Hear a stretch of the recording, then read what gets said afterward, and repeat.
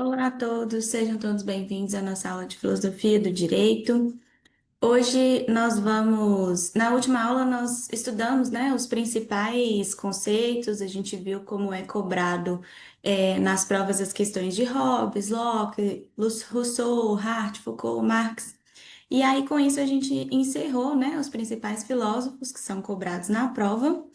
E o objetivo da aula de hoje é fazer esses direcionamentos finais para otimizar uma revisão aí e garantir os pontos na prova. Lembrando que a filosofia do direito, ela é uma disciplina estratégica, né? Ela é baixa carga de memorização e alta taxa de cobrança, cobrança conceitual, né? Então, o foco agora é revisar e consolidar, não aprender conteúdo novo. Porque a gente precisa aí garantir esses dois pontos preciosos aí da prova, né? São dois pontos que, assim, pode fazer diferença aí na hora da sua aprovação. Então, assim, a gente viu, né, os principais filósofos, e aqui eu trouxe uma linha do tempo, que é a evolução histórica do pensamento jurídico. Essa linha temporal, a prova frequentemente ela vai contrastar autores de diferentes épocas, né, mostrando, pedindo explicação ali sobre as suas divergências conceituais.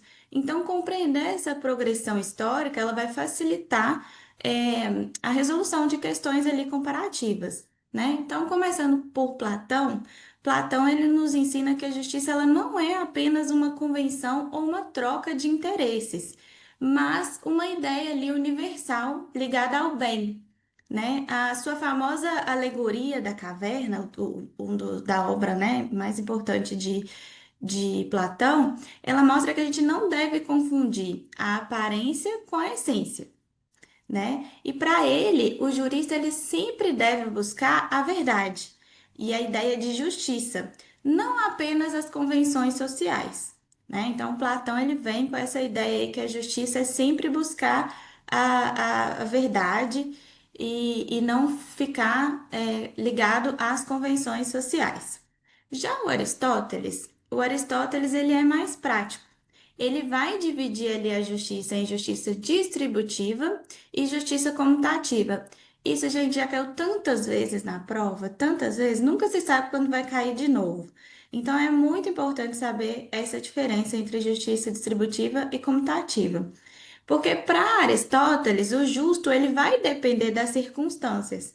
Então, quando vocês escutarem aquelas frases assim, é tratar os desiguais na medida das suas desigualdades, isso é coisa de Aristóteles. Por quê?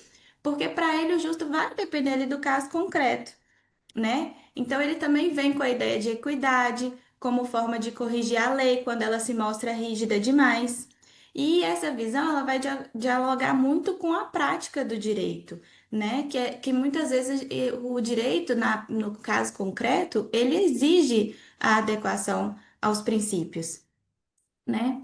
Aí depois a gente tem aí o Hobbes. Hobbes, ele já traz uma visão mais pessimista da natureza humana. Para Hobbes, sem um Estado forte, a gente viveria de guerra de tudo contra todos. Então, tem que lembrar aí, guerra de tudo contra todos é coisa de Hobbes. E aí ele traz a necessidade do Leviatã, que seria um soberano absoluto que vai garantir a paz e a ordem. E essa é a base do contratualismo autoritário, né? Esse soberano absoluto que ele traz aí, chamado Leviatã. Depois disso, a gente vai ter o Locke. Locke ele já vem com uma reação ali para o Hobbes defendendo os direitos naturais, que é vida, liberdade e propriedade. Então, assim, Hobbes vem com a ideia pessimista, que é um estado de guerra de tudo contra todos. Aí depois já vem Locke que trazendo os direitos naturais de vida, liberdade e propriedade. Para Locke, o contrato social ele existe para proteger esses direitos naturais aí. E se o governante violar, aí o povo tem o direito de resistência. E aí, com o Locke, nasce o liberalismo e a noção moderna de limites de poder, né? Porque para ele, se os governantes extrapolam, né, violam ali os direitos, as pessoas podem se rebelar. Depois de Locke vem Rousseau. Rousseau ele já traz ali uma virada. Para ele, diferente do Hobbes, que tem uma visão que é guerra de tudo contra todos, Rousseau ele acha que o homem nasce bom, mas a sociedade o corrompe. E sua solução é que a vontade geral, não a vontade de cada um somado, mas o interesse comum, fundamenta a democracia. E é a base da soberania popular, que até hoje ecoa nas nossas constituições, né? Que a solução não é uma vontade geral. Quer dizer, a solução dele é a vontade geral, não a soma das vontades individuais. Depois disso, a gente tem Kant. Kant ele contribui com a filosofia moral porque ele vem trazendo aí o imperativo categórico. Então, assim, falou de Kant, lembrar do imperativo categórico. Para Kant, tem a dignidade humana. Então, para ele, toda pessoa deve ser tratada como fim em si mesma, mas nunca como meio. Então, a frase famosa de Kant é essa, que a pessoa deve ser tratada como fim em si mesmo, nunca como meio. E essa ideia de Kant, ela vai inspirar a noção de direitos fundamentais e até mesmo a nossa própria Constituição aqui no Brasil. E aí depois a gente vai ter os autores modernos, né? Que é o Miguel Reale, Kelsey Bobbio. O Reale é um autor brasileiro, né? Ele mostra que o direito não é só norma, mas é fato, valor e norma, aquela tridimensional, em constante interação. A teoria tridimensional de Reale, ela vai nos lembrar que as leis elas não podem ser entendidas isoladas da realidade social, porque os valores também sustentam as leis para Reale. Kelsen, ele vai propor ali a teoria pura do direito. Para ele tem que separar direito da política, da moral, da sociologia. Para ele o direito tem que ser puro, não tem que ter intervenção dessas outras coisas, né? E para ele a validade da norma, ela decorre da norma fundamental. Então você tem uma norma lá em cima, no caso seria a Constituição, e aí abaixo delas tem as outras normas. Para as demais normas ser válida, ela tem que estar em consonância ali com a norma fundamental. E aí ele cria essa visão mais técnica do direito, que é muito influente até hoje, né? E o Bobbio, ele aprofunda a reflexão sobre validade, sobre justiça, sobre eficácia. Para ele, uma norma pode ser válida, mas ela pode ser ineficaz, ou ela pode ser eficaz, mas ela pode ser injusta. A análise para Bobbio ajuda a entender como o direito é um sistema dinâmico, né, de normas. E por fim, a gente tem ali o Hart, já no século XX, ele traz a ideia da regra de reconhecimento, que cada sistema jurídico ele precisa de um critério para dizer o que é válido como norma, e também discute a relação ali entre direito e moral.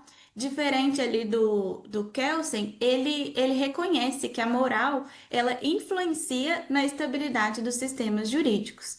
Então, aqui a gente traz uma evolução do pensamento jurídico e traz aqui os principais pontos de cada autor. Mais para frente, no final dessa aula, vocês vão ver que eu fiz uma tabela comparativa, e é isso que vocês precisam gravar para a prova.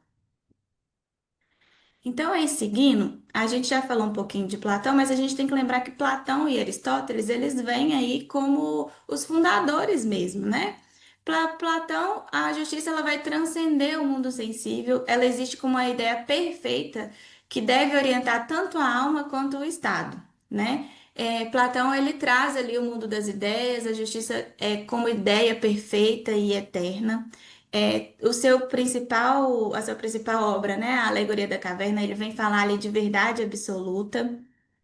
Eu até fiz essa relação. Platão vem com a questão da razão. Então, Platão, razão, né? Para ele, a harmonia tem que ter, né, a harmonia entre razão, coragem e temperança.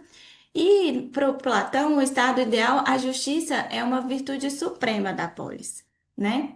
Já o Aristóteles ele é mais prático. Para ele, a justiça se manifesta nas relações sociais concretas e busca ali a proporcionalidade e o equilíbrio das distribuições e trocas. Por isso que ele dá o nome de justiça distributiva, que é dar a cada um o que é de seu mérito, e a justiça comutativa, que é a igualdade entre as trocas, entre os contratos, né? Aristóteles que traz a ideia de equidade, que é a correção da lei para casos específicos, e para ele a justiça é uma virtude, né? É um meio termo entre os extremos. Então, lá as primeiras ideias ali da filosofia vêm desses dois aí. E aí depois a gente vem já para os contratualistas, né? Os contratualistas, eles são aí os fundamentos do Estado moderno, né? Hobbes, com seu estado de natureza, ele é marcado pela insegurança do medo, né? Ele sempre vem com essa ideia que é uma guerra de tudo, de todos contra todos. A vida é solitária, a vida é pobre, a vida é sórdida, embrutecida e curta. A solução para Hobbes do estado de natureza é o contrato social, no qual os homens ele entregam sua liberdade na mão do soberano, que seria ali o Leviatã, né? Em troca da segurança. E aí Hobbes ele defende que o Estado, ele defende um Estado absoluto, forte e centralizador. Todo o poder estaria ali na mão do Estado. Porque só assim seria possível evitar o caos e garantir a paz. E aí essa é a base do contratualismo autoritário. A gente tem que lembrar aqui para a frase que as frases principais de Hobbes são guerra de tudo contra todos, e é uma frase-chave, né? Que o homem é o lobo do homem. Então, essa aí é a ideia de Hobbes. Já o Locke, só um minutinho. Já o Locke, ele tem uma visão até mais otimista, sabe? Para ele, o estado de natureza já existem direitos, que seriam vida, liberdade e propriedade. Então, quem veio com essa ideia aí de que são direitos, que o direito do direito à vida, do direito à liberdade, do direito à propriedade, é John Locke, né? E aí Locke ele fala que o contrato social ele não surge para criar uma ordem, mas para proteger esses direitos, né? O governo civil ele deve garantir esses direitos e se ele não fizer, o povo tem o direito de resistência, o povo tem o direito de se rebelar. Locke ele vem inaugurar a ideia de um governo limitado, que influencia diretamente no constitucionalismo liberal e até a concepção moderna mesmo do Estado de Direito. E por fim, né, já vem o Rousseau, que para Rousseau ele rompe com os anteriores, ele rompe com Hobbes e com Locke, porque ele afirma que o homem nasce bom e nasce livre, mas a sociedade o corrompe, pela propriedade privada, pela ideia de ter a propriedade. E aí ele vem com a ideia que o contrato social para ele tem que restabelecer a liberdade e garantir que cada indivíduo se submeta não ao soberano, como a ideia de Hobbes, que tem que se submeter a Leviatã, mas à vontade geral, que seria ali o interesse comum. A soberania para Rousseau pertence ao povo, ela é inalienável e ela é indivisível. Rousseau ele é considerado ali o pai da democracia moderna, né? Então, assim, como dica para a OAB, eu falo que Hobbes, ele vem com a segurança e o soberano absoluto. Locke já defende a propriedade e o direito à resistência. E Rousseau, ele vem com a vontade geral e a soberania popular. Então, essas chavinhas aí que vocês precisam lembrar para a prova. Na última prova, se eu não me engano, caiu, foi Locke. Eu acho que no final dessa aula a gente vai fazer uma questão e aí, para vocês verem que, assim, é importantíssimo saber dos autores, porque sempre cai, não tem jeito. E aí, a gente vai falar aqui também, fazer uma revisão aqui do Kant, né? Kant, ele vem, revolucionar a filosofia jurídica, a filosofia moral e a jurídica, ao fundamentar ali a dignidade humana na racionalidade. O pensamento ali de Kant é a base fundamental, a base dos direitos fundamentais, e ela aparece frequentemente em questões sobre princípios constitucionais, né? Kant, ele é central para a filosofia do direito. Por quê? Porque ele traz a ideia ali do imperativo categórico, que vai, ensinar a agir segundo as máximas que possam valer como lei universal. O que que é isso? Ele afirma que a dignidade humana exige tratar cada pessoa sempre como um fim, nunca como um meio. Então, a frase de Kant é essa: as pessoas têm que ser tratadas como um fim, nunca como um meio. Porque, para isso, a filosofia fundamenta os direitos fundamentais e a ideia de uma justiça universal, que é válida para todos os seres racionais. Nas provas, sempre associar Kant à lei universal e dignidade da pessoa humana, né? E uma outra dica para a prova aí é que o imperativo categórico sempre aparece como a frase a tratar sobre a humanidade como fim e nunca como meio, né? Vocês precisam memorizar essa formulação aí. Né? Kant ele traz essa ideia de imperativo categórico, que traz também a ideia de autonomia, que seria a liberdade como a capacidade de autodeterminação, segundo os princípios racionais universais. Ele vem também trazer a ideia de lei moral, né? Que seria a razão prática, que estabelece os princípios universais, que orientam a moral e a jurídica, a ação moral e jurídica, e principalmente a ideia da dignidade humana, né? Para ele, essa ideia de age de tal maneira que uses a humanidade, tanto na tua pessoa como na pessoa de qualquer outro, sempre como um fim, nunca como um meio. Para ele, essa é a definição de dignidade humana. E aí, a gente vai ter o positivismo jurídico moderno, né? Que é Reale, Kelsen, Norberto Bobbio, Hart.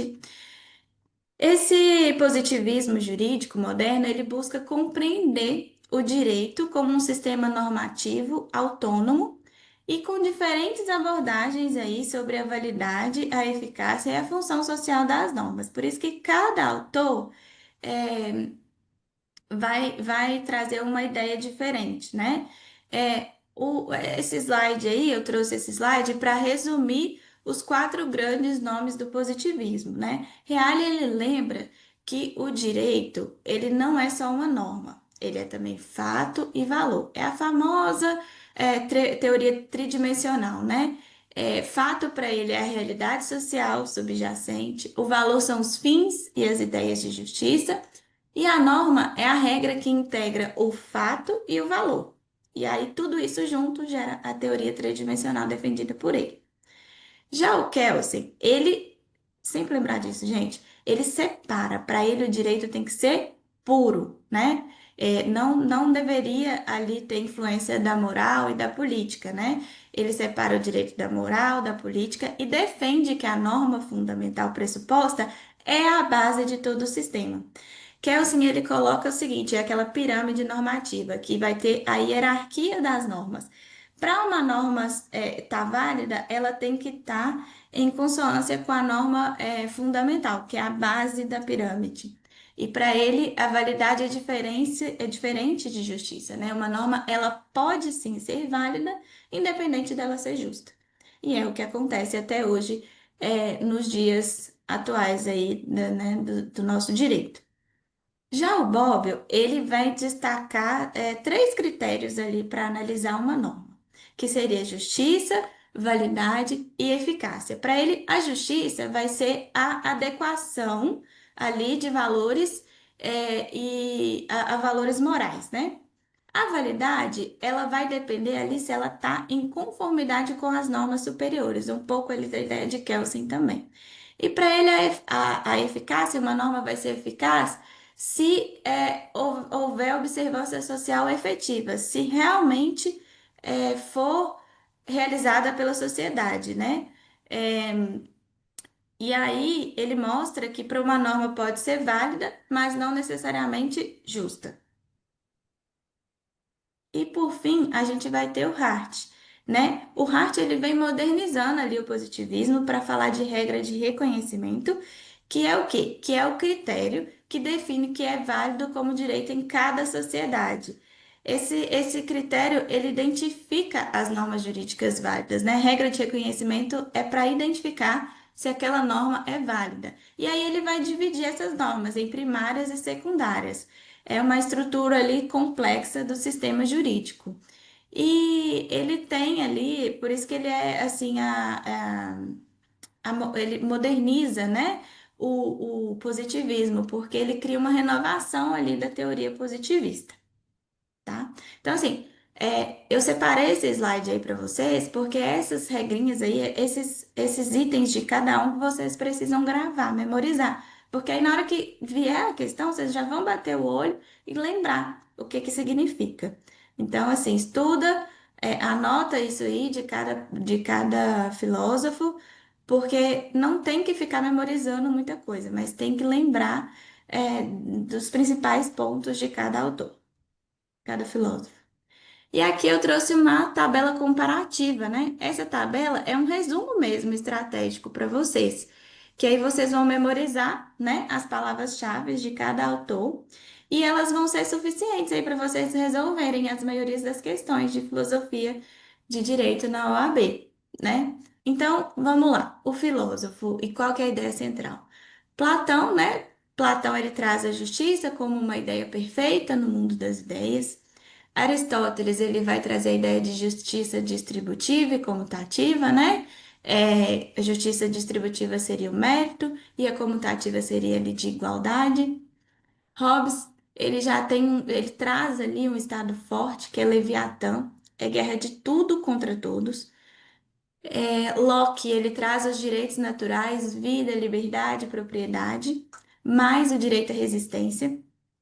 O Rousseau, ele traz ali a vontade geral como a expressão da soberania popular, né? Kant também vem trazer a questão da dignidade humana, mas ele traz o imperativo categórico.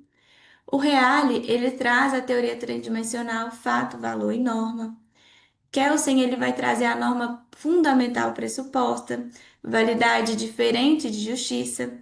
Bob, ele já vai trazer os critérios que é justiça, validade, eficácia. E por fim, Hart, que vai trazer a regra de reconhecimento e um positivismo renovado. E aí, eu vim trazer para vocês aqui, as últimas questões da prova da OAB. E aí, eu vou ler com vocês, olha só, que o último cobrado foi Locke. E aí eu vou dar um tempinho aí de 5 minutinhos para tentar resolver e depois eu vou resolver aqui com vocês. Então vamos lá. Locke, em seu segundo tratado sobre o governo, fala da instituição de uma sociedade política, onde devem vigorar não mais as leis da natureza, mas as leis feitas pelo poder civil. Portanto, nessa sociedade política, o parlamento faz as leis para que sejam cumpridas. Assinale a opção que, segundo Locke, no livro de referência, expressa corretamente a ideia de cumprimento e obediência às leis civis. Letra A. Todas as pessoas, as mais distintas e as mais modestas, estão sujeitas às leis feitas pelo parlamento, inclusive os próprios parlamentares, pois ninguém pode, na sociedade civil, isentar-se das leis que a regem. B. Cidadãos ficam sujeitos às leis do governo civil após o contrato social, mas o soberano, encarnado nos agentes do governo, não faz parte do pacto e, por isso, não deve obediência às leis que produz. C. Os cidadãos e os governantes estão sujeitos às leis instituídas após o contrato social. Contudo, as autoridades religiosas, ainda que vivam na sociedade civil, não devem obediências às leis, mas sim a Deus. Letra D. Os governantes responsáveis pela administração da sociedade política e os governados devem se submeter ao império da lei. Contudo, parlamentares e magistrados estão isentos da obediência à lei para exercerem seu ofício de forma livre e soberana. Leem com calma e aí façam, resolvam, que aí eu vou resolver junto com vocês.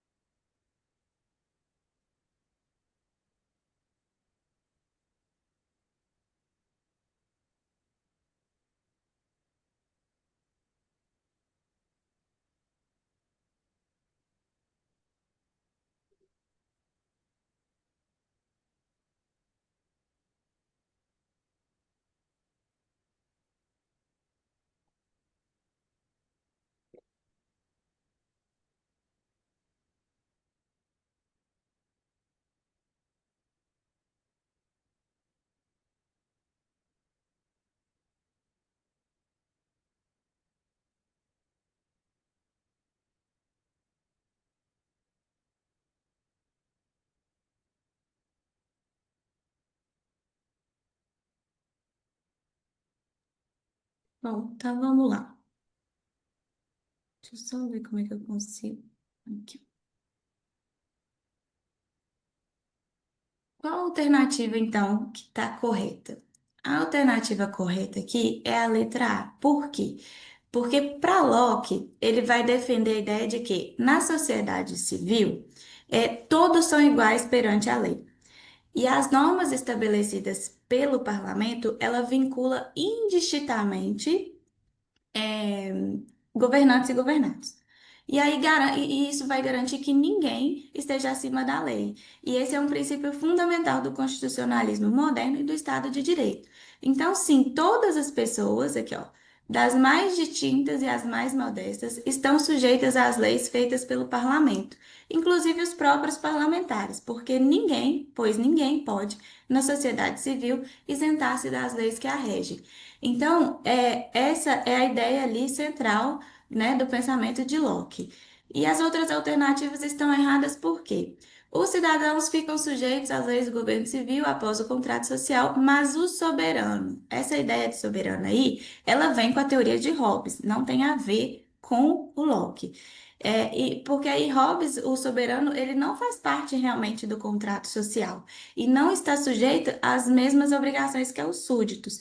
Por isso que é importante saber esses principais pontos de cada filósofo. Quando vocês lembrarem soberano, vocês vão lembrar que isso aí é a ideia de Hobbes. Então, de cara, já eliminaria essa questão aqui, né? A alternativa, se ela está incorreta, por quê? Os cidadãos e os governantes estão sujeitos às leis instituídas após o contrato social, contudo, as autoridades religiosas ainda que vivam na sociedade civil, não devem obediência às leis, mas sim a Deus. Tá errada porque Locke ele até distingue as esferas civil e religiosa, mas ele nunca concede às autoridades religiosas o poder de se isentar das leis civis. Então, tá errada por causa disso aqui. E a alternativa D, né, os governantes, responsáveis pela administração da sociedade política, e os governados devem se submeter ao império da lei. Contudo, aqui, ó, o erro, parlamentares e magistrados estão isentos da obediência à lei para exercerem seu ofício de forma livre e soberana. Ninguém está isento. Então, por isso que essa questão aqui está errada. Nem mesmo quem aplica ou quem cria as leis pode estar isento das leis. Tá bom? Vamos resolver mais uma questão. E aí vocês vão ver que essa questão que caiu na prova aqui, ela não traz nenhum filósofo em si. É mais uma questão de interpretação. Então, vou ler com vocês, dá o tempinho e a gente resolve juntos. O artigo 5º, inciso 11 da Constituição, dispõe que a casa é asilo inviolável do indivíduo. Ninguém nela podendo penetrar sem consentimento do morador, salvo em caso de flagrante delito ou desastre, ou para prestar socorro, ou durante o dia por determinação judicial. João Vicente, que residia em um quarto de hotel, procura você, na função de advogado, para tentar anular o ingresso policial sem mandado judicial e sem flagrante delito, utilizando como fundamento a norma constitucional acima citada. Assinale a opção que indica o tipo de interpretação adequada para fundamentar a ilegalidade do ingresso. A. Interpretação gramatical, baseada no brocardo in clare cessa imperatio. B. Interpretação restritiva, sobre o argumento de que não se pode usar um conceito de modo amplo. C. Interpretação autêntica, usando o conceito semelhante previsto em norma de direito civil, que possui legislação específica acima do alcance semântico do domicílio. E D. Interpretação extensiva, usando a argumentação de que o alcance da norma e do conceito de casa é mais amplo do que utilizado pela autoridade policial a fim de abarcar aquele que reside em um quarto de hotel. Então, dá aí mais uns 3 minutinhos aí para pensar e a gente volta para resolver.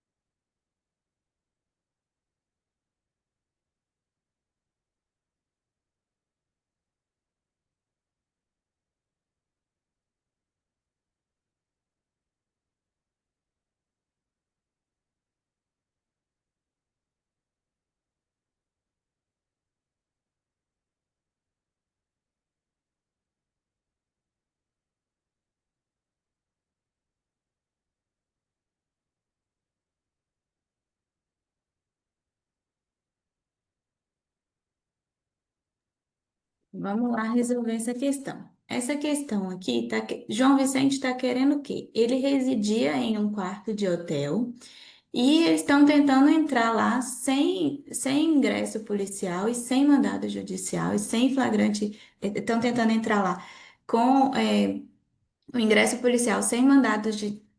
Oh, meu Deus, calma. João Vicente, ele reside em um quarto de hotel e ele quer anular o ingresso policial que está ocorrendo sem mandado judicial e sem flagrante delito. E aí, como que ele vai fundamentar isso? Por quê? Porque o artigo 5º lá da Constituição, ele fala que a casa, né? E João Vicente reside onde? No hotel. Então, como é que ele vai fundamentar isso se a norma está falando a casa? É, qual o tipo de interpretação adequado para fundamentar essa ilegalidade do ingresso? É a interpretação gramatical? Não, por quê? Porque a leitura puramente do texto vai falar que é a casa. Então, poderia o hotel ser, ingressar, eles poderiam ingressar porque ele está num hotel e não é a casa, né? E aí, nesse caso, excluiria, né, os locais de moradia temporária, como quartos de hotel, pensão, cabana, restringindo o alcance da norma e comprometendo ali a eficácia de um direito fundamental, que é, né, ter seu domicílio inviolado. E a interpretação restritiva também não é, porque a interpretação restritiva, ela limitaria ali o alcance do enunciado normativo. Aí sim, seria somente a casa que poderia ser inviolada. E aí os policiais poderiam adentrar ali no hotel em que João Vicente está residindo, né? Então também não é. A interpretação autêntica está incorreta, por quê? Porque a Constituição ela não trouxe ali uma definição legal do que seria casa. Então não há como interpretar de forma autêntica, porque recorrer às normas ali do direito civil não vai resolver essa questão, pois trata-se de um direito que é fundamental, né? Que é ter seu domicílio inviolado. E exige ali uma leitura ampliativa mesmo para concretizar sua função de proteção. Então, a alternativa correta é a letra D, que seria ali uma interpretação extensiva, né? Utilizando da argumentação de que o alcance da norma e do conceito de casa é mais amplo do que o que é utilizado pela autoridade policial, a fim de abarcar aquele que reside em um quarto de hotel, né? Essa técnica de interpretação extensiva, ela acontece quando o intérprete da lei, ele reconhece que o alcance da norma, ele é maior do que a literalidade do texto. Então, ele é maior que o somente a casa, né?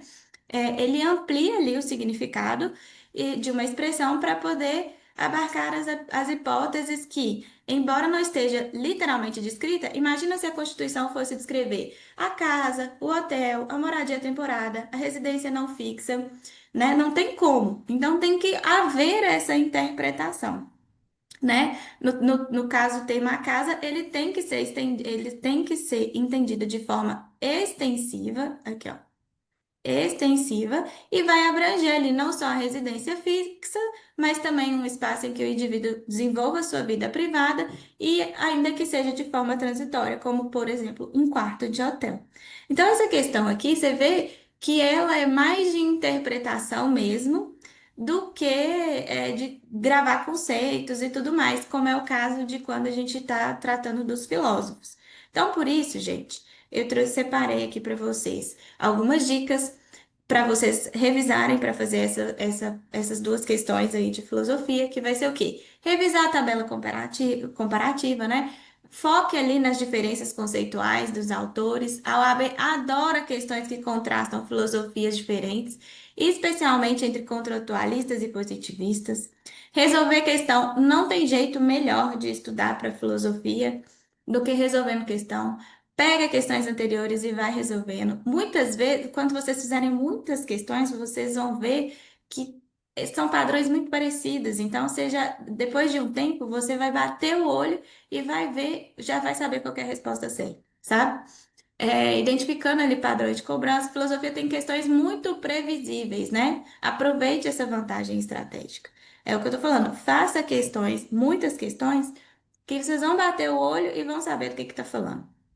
memorizar palavras-chave, né? Crie associações, por exemplo, Platão, ideias, Hobbes, Leviatã, Kant, dignidade, Kelsen, norma fundamental. Essas palavras-chave, elas resolvem 80% das questões, né?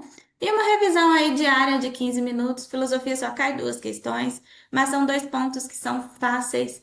Então, assim, 15 minutos do seu dia aí, se você estiver revisando, até a prova, né? Você vai gastar muito mais tempo para as outras matérias, que tem muito mais questões. Então, tira uns 10, 15 minutinhos aí para a prova, até o dia da prova, a fim de garantir esses dois pontos e aumentar a sua pontuação final, né? O importante é ter a aprovação, tá? Então, é isso. O direito, filosofia do direito é uma disciplina estratégica, ela tem baixo investimento de tempo, você precisa dedicar pouco tempo assim para ela, mas alto retorno são dois pontos. Então, assim, não negligencie essa oportunidade, tá bom? Um abraço para vocês, boa prova!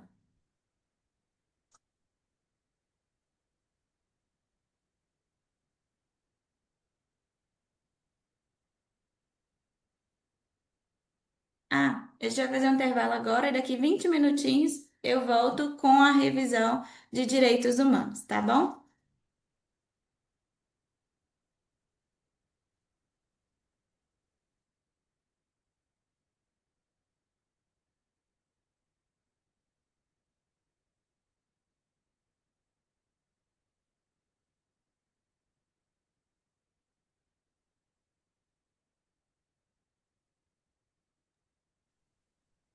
Olá, pessoal, vamos voltar. E agora a gente vai fazer a revisão de direitos humanos, né, para a prova da OAB.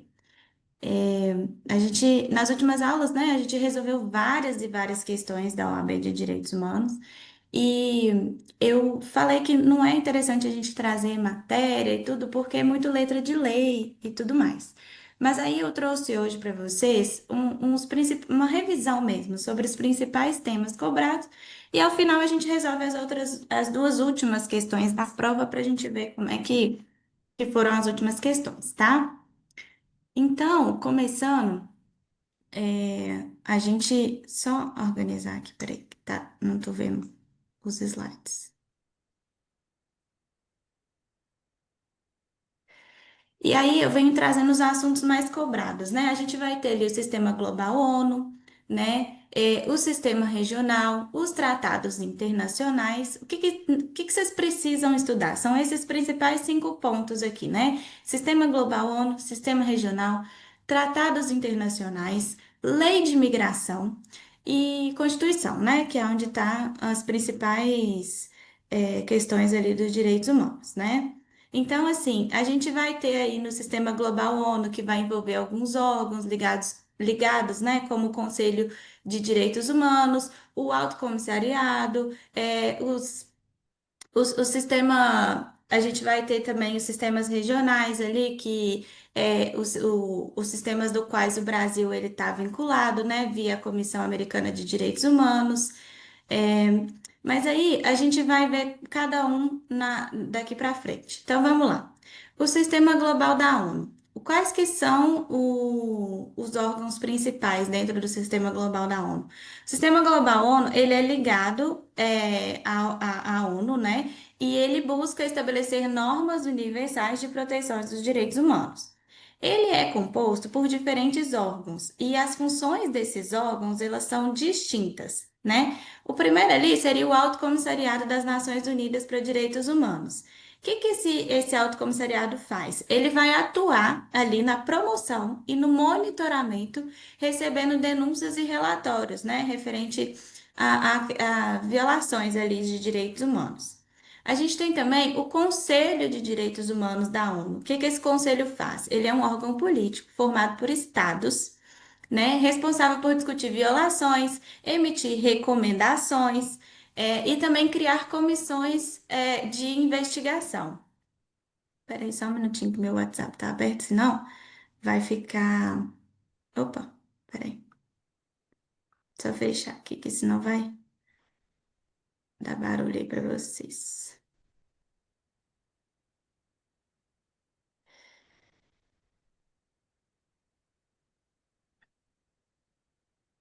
Pronto. A gente está falando ali do Conselho de Direitos Humanos da ONU, né? Ele é formado por estados e ele vai responsável por discutir violações, emitir recomendações, criar ali comissões de investigação. A gente tem também o Tribunal Penal Internacional. O que que esse Tribunal Penal Internacional vai fazer? Ele é independente, mas ele surge ali no âmbito da ONU. Ele vai julgar os indivíduos acusados de crimes graves, como, por exemplo, genocídio, crimes contra a humanidade e crimes de guerra, né? E a gente tem também a Corte Internacional de Justiça, CIJ. Ela vai resolver conflitos entre os estados, mas ela não recebe denúncias de indivíduos nem de ONGs. E um ponto-chave aí para a OAB é que ONGs e pessoas elas não podem acionar a Corte Internacional de Justiça ou a Corte diretamente. Isso porque elas podem apresentar elas podem ali, porém, apresentar informações ao alto comissariado e ou participar de mecanismos de Conselho dos Direitos Humanos. Vale ressaltar aqui que a OAB ela costuma montar questões com pegadinhas, sabe? E aí ela troca as competências, por exemplo, atribuindo ONGs o direito de provocar a CIJ, que é incorreto, entendeu? Nas últimas aulas a gente fez, né, comissão, corte, eu dei essas dicas aí, se vocês assistirem os vídeos anteriores, vocês vão ver o tipo de pegadinha baseado nas questões que a OAB cobra. Então, é isso que vocês precisam saber aqui do Sistema Global ONU. E aí, a gente vai ter o Sistema Interamericano de Proteção dos Direitos Humanos, que integra a Organização dos Estados Americanos. Esse sistema, ele tem como base a Convenção Americana de Direitos Humanos, que é o famoso Pacto San José da Costa Rica. Esse Pacto San José da Costa Rica, ele é ratificado aqui pelo Brasil, foi ratificado em 1992. E aí ele reconhece a jurisdição da Corte Interamericana, que foi reconhecida lá em 1998. E quais que são os principais órgãos, né? A Comissão Interamericana de Direitos Humanos, elas recebem as petições individuais de pessoas ou de ONGs, ou seja, quem recebe as petições das pessoas e das ONGs é a Comissão Interamericana de Direitos Humanos. E aí a comissão, ela analisa, né, a admissibilidade e aí ela recomenda e vai recomendar aos estados, né? Vai emitir as recomendações. E ela atua ali como a porta de entrada para o sistema regional. E aí a gente vai ter a corte, né? Essa foi a comissão. A comissão é quem recebe. A corte, ela só pode ser acionada pelos estados ou pela comissão. Então, uma pessoa, ela leva um pedido para a comissão e a comissão leva à corte. Vocês precisam lembrar disso. Então, peraí. Eu fiz esse esqueminha em alguma aula anterior, mas é isso aí, ó. Comissão leva para corte. Direto cai é, coisa, cai questão disso, falando assim, Maria teve um problema lá de direitos humanos e levou diretamente à corte. Não pode, ela pode levar para a comissão, tá? E aí, a corte ela vai julgar os casos contenciosos contra os estados que reconhece a sua competência. Por exemplo, o Brasil. O Brasil ele reconhece a competência da corte, então ela pode julgar os casos que vierem contra o Brasil. E a corte também, ela vai emitir ali opiniões consultivas sobre a interpretação daquela convenção. Alguns pontos chaves para a OAB é que vítimas e ONGs, que eu acabei de falar aqui, ela não tem acesso direto à corte, elas precisam passar pela comissão. E essa é uma pegadinha clássica da OAB, sabe? É, então, assim, vai ter a petição vai passar para análise da comissão, é uma linha do tempo mesmo. E a comissão vai encaminhar à corte para então analisar, né, aquele pedido. Aí a gente vai ter também as normas constitucionais e o controle de convencionalidade, né? Que são os status de tratados dos direitos humanos. A gente pode ter ali o status constitucional, que é quando ele é aprovado pelo quórum de 3/5 ali dos membros de cada casa em 2 turnos. Isso está lá previsto no artigo 5º da Constituição. E também a gente tem o status supralegal.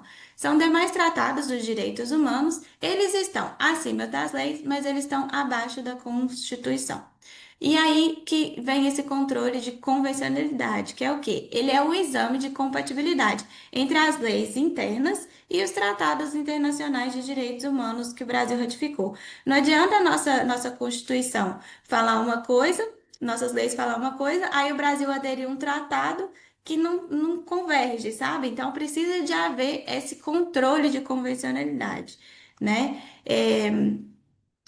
E aí, os juízes e os tribunais brasileiros, eles têm o dever de realizar esse controle. E aí também vou trazer um ponto-chave do AB, que é saber diferenciar o controle de constitucionalidade, que é a compatibilidade com a Constituição, né? E o controle de convencionalidade, que é o quê? Compatibilidade com tratados internacionais de direitos humanos.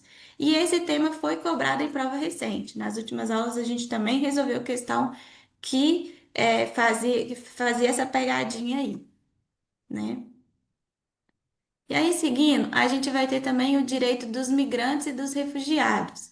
O que que é? Tá lá na lei, né, 13.445 de 2017. Temos também a lei do refúgio, que é a lei 9.474 de 97. A lei de imigração, ela substituiu o antigo Estatuto do Estrangeiro, que era marcado por uma visão de segurança nacional. E ela adotou o princípio moderno, né, que é acolhida humanitária, não criminalização da migração, promoção de entrada regular e regularização documental, além de não discriminação do imigrante, né? O Brasil passou a ter uma política migratória voltada para a dignidade da pessoa humana. Já a lei do refúgio, refugiado é quem deixa o seu país devido a fundado temor de perseguição por motivo, por exemplo, de raça, de religião, de nacionalidade, de grupo social, de opinião política ou em razão de grave e generalizada violação dos direitos humanos. O reconhecimento da condição de refugiado, ele garante a proteção contra a deportação ou a expulsão, né? E a gente precisa saber aqui também a diferença entre o refúgio e o asilo político. Refúgio é uma proteção ampla, regulada em tratados internacionais e com foco em perseguições coletivas e graves violações de direitos. O asilo político é mais restrito. Ele é concedido por decisão soberana do Estado e ele geralmente está ligado a perseguições políticas individuais. Então, tem que saber essa diferença entre refúgio e entre asilo político. E para a OAB, vocês precisam decorar os princípios da lei de imigração, que é a acolhida humanitária, não criminalização da migração, regularização documental, esses princípios que estão aqui no slide, ó, tá? E é importante também fazer essa diferença daqui do asilo político e o refúgio, tá? É tema frequente, então é importante vocês estudarem isso, né? Como exemplo dessa realidade, esses fluxos migratórios aqui que o Brasil está sofrendo da Venezuela, né? Que é um caso ali de acolhida humanitária do Brasil, porque é o que a gente está vendo nos dias atuais. E aí depois também, esse aqui ele já caiu várias vezes, mas ele não é tão comum, mas vale o estudo, né? Que é o direito dos indígenas e das comunidades tradicionais, né?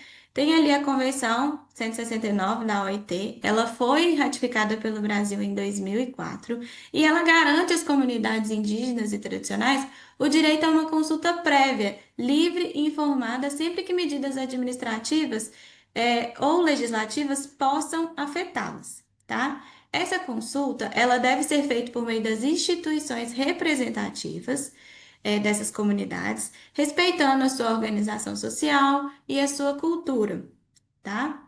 E tem também a comunidade dos quilombolas. O critério de reconhecimento é o da autoatribuição, tá? É a própria comunidade que se identifica como quilombola, com base em sua ancestralidade negra e a trajetória de resistência à opressão histórica. Esse reconhecimento, ele foi consolidado pela Constituição de 88, tá? Artigo 68 do ADCT. Um ponto-chave para a OAB é saber que os indígenas, eles têm direito à consulta prévia em políticas públicas que os afetem, tá? E vocês precisam decorar que os quilombolas, eles são reconhecidos pelo critério da autoatribuição e não por uma definição externa. Então, dos direitos indígenas e das comunidades aqui quilombolas, esses são os itens mais importantes a saber. Temos também os tratados e as declarações, né? A gente tem aí a Declaração de Viena e o Tratado de Marrakech. O que é a Declaração e Programa de Ação de Viena? Ele foi um marco fundamental ali após a Guerra Fria e ele afirma que todos os direitos humanos eles são universais, indivisíveis, interdependentes e interrelacionados. Isso significa que não há hierarquia entre os direitos civis, políticos, sociais, econômicos e culturais. Todos eles têm que ser tratados com igual importância, tá? A OAB ela gosta justamente de cobrar essa expressão, indivisíveis, interdependentes e interrelacionados. Já tivemos questões sobre isso.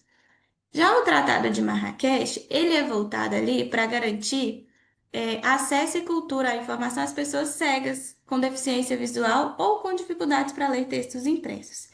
E aí ele vai permitir a reprodução de obras em formatos acessíveis, como braille ou audiolivros, sem violar os direitos autorais. O ponto central do Tratado de Marrakech é a inclusão, é garantir que as pessoas com deficiência elas tenham ali acesso ao conhecimento em igualdade de condições. E aí, para a OAB, então, vocês precisam gravar a expressão da Declaração de Viena, né? Que são todos os direitos humanos são universais, indivisíveis, interdependentes, interrelacionados. E lembrar ali que o Tratado de Marrakech, ele se trata de acessibilidade cultural e intelectual, né? Esses tratados, eles mostram aí a importância da evolução do direito internacional dos direitos humanos, que é dar proteção mínima à ampliação da inclusão e da igualdade material, tá?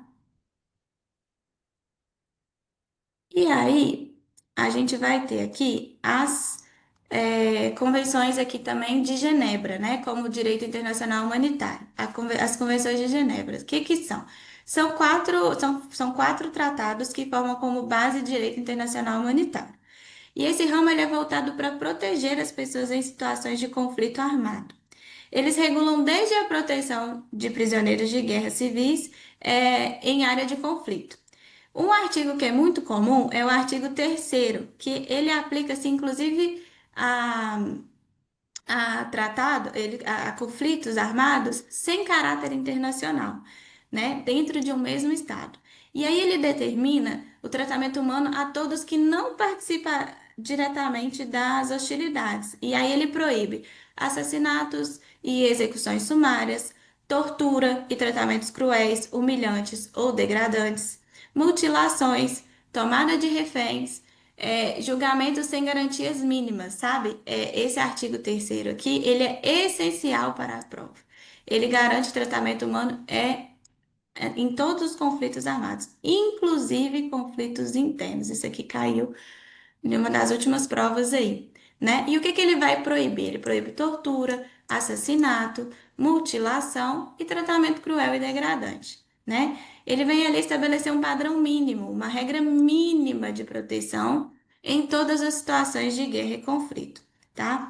É importante decorar que o artigo terceiro, ele se aplica também a conflitos internos, não só em guerras internacionais, e reconhecer que estabelece também garantias mínimas universais, válidas em qualquer conflito armado. Esse é um dos temas mais clássicos. Sempre que a OAB traz uma questão sobre o artigo 3º, é comum pedir para identificar sua abrangência e esses princípios básicos dele, tá? E aqui eu vou trazer para vocês uma estratégia de estudo, né? Que é gravar as palavras-chave, gravar os termos essenciais, comissão vez corte, refúgio vez asilo, supralegalidade, controle de convencionalidade, né? Resolver as questões anteriores à prova, os enunciados frequentes, e fazer uma tabela comparativa mesmo, sistema global ONU e regional, né? Que é temas que sempre caem em prova. E agora a gente vai resolver as duas últimas questões para a gente finalizar essa aula aqui. Então vamos lá. No que concerne aos estándares internacionais atualmente adotados pela defesa do direito humano à igualdade, assinale a afirmativa correta. O direito à igualdade abrange atualmente três dimensões, havendo amplo consenso quanto à existência de uma dimensão de ordem formal, também compreendida como igualdade perante a lei. Uma segunda dimensão, de ordem material, comumente relacionada ao conceito de justiça retributiva. E uma terceira dimensão, de ordem instrumental, que reconhece no direito a igualdade à condição viabilizadora da concretização de outros direitos fundamentais. No âmbito do Sistema Global de Proteção dos Direitos Humanos, a Convenção das Nações Unidas sobre a Eliminação de Todas as Formas de Discriminação contra a Mulher pode ser apontada como um importante instrumento para a superação das desigualdades de gênero. Contudo, o instrumento não admite de forma expressa a utilização de ações afirmativas ou medidas compensatórias destinadas a acelerar o processo de superação das desigualdades existentes. Alternativa C. A Convenção Internacional sobre a Eliminação de Todas as Formas de Discriminação Racial rechaça a possibilidade dos Estados-partes estabelecerem medidas de tratamento desigual em detrimento de grupos étnicos historicamente mais favorecidos, por considerar que a referida prática pode configurar a conduta expressamente vedada do denominado racismo reverso. D. Ao interpretar a Convenção Americana de Direitos Humanos, a Corte DH reconhece a possibilidade de serem adotados critérios para distinção de tratamentos entre determinados grupos de indivíduos. O que não se admite é a prática de condutas discriminatórias. Para a Corte, as distinções constituem diferenças compatíveis com a Convenção Americana, por serem razoáveis e objetivas. Já as discriminações constituem diferenças arbitrárias que redundam em prejuízo dos direitos humanos. Então, leem com calma e eu vou resolver essa questão com vocês.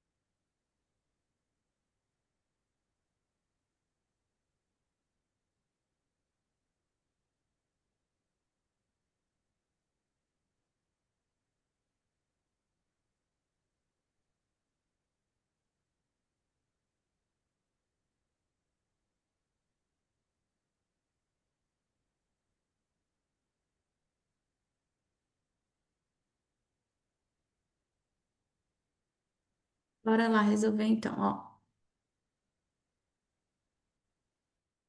Bora lá resolver então. Ó, a alternativa um ela tá incorreta por quê?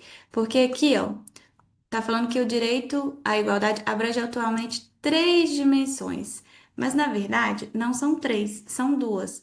Até aqui, se falasse aqui duas dimensões e não falasse a terceira de ordem instrumental, estava até correta, porque sim, admite duas dimensões, que é a igualdade formal, né, que é o que está falando aqui, de ordem formal, e a igualdade material, né? Uma segunda dimensão de ordem material. Mas não se admite, aqui não existe, né? Não se utiliza nos tratados e jurisprudências essa formulação aqui, essa terceira de ordem instrumental que está aqui na questão. Então, ela está errada por causa disso aqui, ó, de reconhecer o direito, enfim, tá? Então, o erro da questão é esse. A alternativa B, ela está incorreta porque, no âmbito do Sistema Global de Proteção dos Direitos Humanos, a Convenção das Nações Unidas sobre a Eliminação de todas as formas de discriminação da mulher pode ser apontado como um importante instrumento para a superação das desigualdades. Contudo, o instrumento não admite de forma expressa a utilização de ações afirmativas, mas, na verdade, se admite sim, tá? Isso é expresso que admite ações afirmativas no artigo 4º, inciso primeiro, que ele vai prever ali a adoção de medidas temporárias especiais destinadas a acelerar a igualdade de fato entre homens e mulheres, tá? E que isso não seria, considerado como discriminação. Então, o erro da questão está aqui no não se admite. A alternativa C, ela está incorreta, por quê? Porque na medida que a Convenção Internacional sobre a Eliminação de todas as formas de discriminação racial, ela autoriza, que está falando que ela rechaça a possibilidade dos estados parte estabelecerem medidas de tratamento desigual em detrimento de grupos étnicos. Mas, na verdade, ela admite essas ações, ela autoriza, né, expressamente a adoção de medidas especiais e diferenciadas, isso por quê? Para assegurar o desenvolvimento ou a proteção de certos grupos raciais e étnicos, né, para garantir ali a igualdade de direito, tá? Então, o erro está aqui no rechaçar, na verdade, se admite é permitido. Então, só sobrou a alternativa D, porque, ao interpretar a Convenção, Americana sobre Direitos, a Corte reconhece a possibilidade de serem adotados critérios para a distinção de tratamento entre determinados grupos e indivíduos. Se permite a distinção, o que não se admite é a prática de condutas discriminatórias, tá? Então tá certinho. As distinções, elas quando são razoáveis, objetivas e proporcionais, elas são sim compatíveis com a Convenção Americana. As discriminações não, porque são arbitrárias, irrazoáveis e podem ser assim prejudiciais a direitos humanos. Então a alternativa correta é a alternativa D. E vamos resolver a última questão para a gente encerrar, né? Em relação aos direitos humanos das pessoas presas, assinale a alternativa correta. Tanto as regras de Nelson Mandela quanto as regras de Bangkok possuem natureza de soft law, ou seja, não são consideradas normas não vinculantes de direito internacional. Nada obstante, configuram-se em importantes diretrizes que servem de orientação para os Estados-membros da Organização das Nações Unidas. Alternativa B. No âmbito do Sistema de Proteção Interamericano de Direitos Humanos, foram editadas denominadas regras de Nelson Mandela, com vistas à fixação de estándares mínimos de proteção, de organização e funcionamento dos estabelecimentos prisionais, em ordem à proteção dos direitos dos indivíduos privados de sua liberdade. C. De acordo com as regras mínimas das Nações Unidas para o tratamento de presos, todas as penas cruéis, desumanas, degradantes ou que impliquem tortura devem ser proibidas. Entretanto, não há óbice à imposição do confinamento solitário prolongado, desde que aplicado como forma de sanção disciplinar, em razão de falta grave cometida pelo apenado. E D. No âmbito do sistema global, há dois tratados consubstanciando-se em norma de jus cogens, que estabelecem disposições específicas para os presos do sexo masculino e do sexo feminino. Assim, enquanto as regras de Nelson Mandela disciplinam os cuidados mínimos com os encarcerados do sexo masculino, não se aplicando a mulheres presas. As regras de Bangkok se destinam exclusivamente ao encarceramento feminino. Tentem resolver e a gente já resolve juntos para finalizar aqui a aula.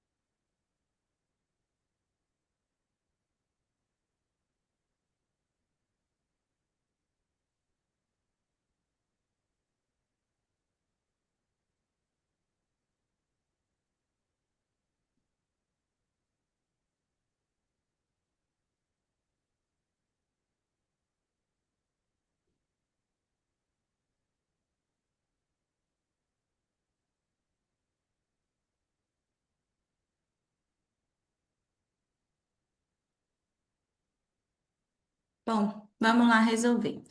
A alternativa correta dessa questão aqui é a letra A. Por quê?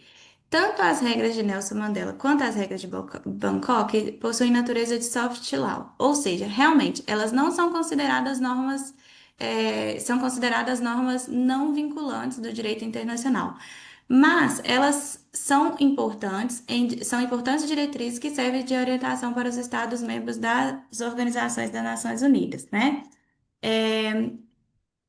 Elas funcionam ali como parâmetros mesmos internacionais de proteção dos direitos humanos dos presos. E elas orientam, né, a interpretação dos estados e são citadas diversas vezes por organismos internacionais de direitos humanos. Por que que a alternativa B está incorreta? É, no âmbito dos sistemas de proteção interamericano de direitos humanos, foram editadas as denominadas regras de Nelson Mandela. Ela não foi, editada aqui no sistema de proteção interamericano de direitos humanos. mas sim no âmbito das Nações Unidas. O sistema interamericano, ele tem outros documentos e parâmetros próprios ali para os direitos das pessoas presas, não exatamente essas regras ali de Nelson Mandela, tá? A alternativa C ela está incorreta por quê? De acordo com as regras mínimas das Nações Unidas para o tratamento de presos, todas as penas cruéis e desumanas, degradantes ou que impliquem tortura devem ser proibidas. Até aqui estava correto. Entretanto, não há óbice para imposição do confinamento solitário prolongado, desde que aplicado como forma de sanção disciplinar em razão de falta grave. O erro está aqui, ó. Não há óbice. Há óbice sim. As regras lá de Nelson Mandela elas definem como prolongado aquele que ultrapassa de 15 dias. E aí passa a considerar, né, que o confinamento solitário acima de 15 dias é um tratamento cruel, desumano e degradante. Então, ele não é admissível ali como sanção disciplinar. Então, há sim a óbice, a solitária acima de 15 dias, tá? Então, o erro da questão está aqui. E na alternativa D está errado por quê? No âmbito do sistema global há dois tratados, consubstanciando-se em norma de jus cogens, que estabelecem imposições específicas para os presos do sexo masculino e do sexo feminino. Assim, enquanto as regras de Nelson Mandela disciplinam os cuidados mínimos com os encarcerados do sexo masculino, não se aplicando às mulheres presas, as regras de Bangkok destinam-se exclusivamente ao encarceramento feminino. Nada a ver. As regras ali do Nelson Mandela, elas disciplinam os cuidados mínimos com os encarcerados. Não fazem distinção se é homem ou se é mulher. Já as regras de Bangkok, elas são sim voltadas especificamente para as necessidades das mulheres presas, mas elas não significam que essas regras gerais elas sejam exclusivas, sejam excluídas para os homens, entendeu? Então o erro está aqui nessa questão. A gente resolveu as últimas duas questões da OAB, fez aqui uma breve revisão, né, dos temas mais importantes, mas eu gostaria de deixar aqui para vocês que nos direitos humanos é importante resolver questão, gente. Resolva várias questões. Tirem aí também uns 10 a 15 minutinhos por dia para resolver questões.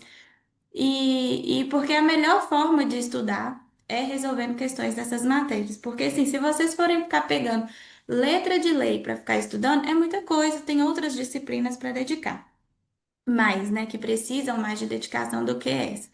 Mas, assim, resolvendo as questões antigas, você está estudando imediatamente, você está aprendendo, você está lendo as principais pegadinhas que caem dessas matérias. Então, assim, não tem jeito de dar errado se tirar uns minutinhos e dedicar, tá? Boa prova para vocês, até mais.